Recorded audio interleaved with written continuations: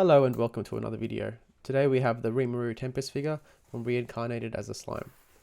I'll start with the unboxing, but if you would like to skip to the full review, the timestamp is below in the description. This is a figure from Estream. In most places it was listed for 38,500 yen, which is a bit more expensive than most figures of this scale, but I think in this case it is worth, just for the sheer size of the figure. I purchased this one from Sugo Toys here in Australia without any issues, and I do recommend them, though I do quite often purchase straight from Japan itself through amiami.com. The box came well packaged, as you can see. No issues with the packaging and arrived quickly. It comes inside 3 boxes, an outer one from Sugo Toys and then another from Estream, and then finally it has the figure box itself. So there's nothing to worry about in terms of it getting damaged in shipping. This is particularly important as this figure can be quite fragile. Now that we have the blister packaging taken out, we can see that it is split into 2 parts. One with the main figure and the base, and the other with all the accessories. This includes the wings and both accessories for the hands. Here's a quick look at the wings, the sword and spell for the hands, as well as the plastic stand.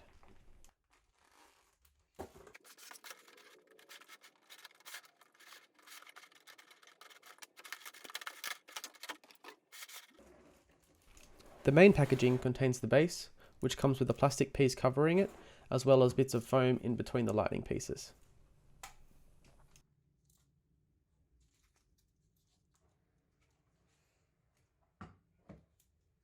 Rimuru himself has plastic covering the legs and has foam in between all the hair pieces. He also has bubble wrap around the sword sheath on the back. This was taped on, so please be careful when you try to take that off. Don't try to force it like I did. It does need to be cut off with scissors because it is taped.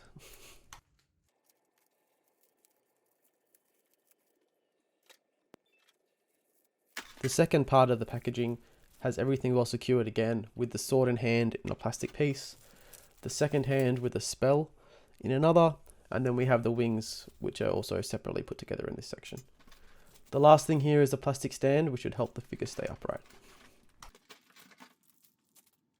Now let's get into the review of the figure. First things first, the figure looks awesome. It's dynamic with great detail, and the size dwarfs any other 1/7 scale figures. It's actually comparable in size with some of my 1/4 scale figures. Here it is compared to a few other figures, including the 1/4 freeing bunny. It is likely the best figure in my collection in terms of looks. It makes me interested in anything else that this brand comes up with, particularly the Mega Mean figure. There are, however, some pretty large downsides with this figure, mostly down to the assembly. Both hands are easy to place in, and the wings, though a bit awkward with the hair, are not too hard. The rear leg, however, which sits in the base, straight up doesn't fit. As you can see in this image, where you can see the white section of the peg exposed. It doesn't matter which angle or how much pressure you use, it just doesn't fit.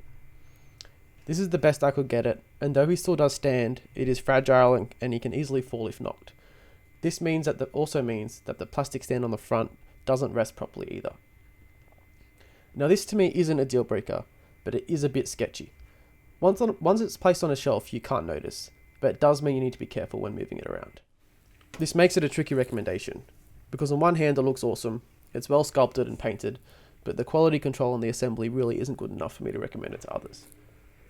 Don't get me wrong, I'm happy with my purchase, but buyer beware, you really need to be careful with the assembly on this one. If you did enjoy the video or have any questions or comments, please let me know down below. Thanks for watching. Cheers.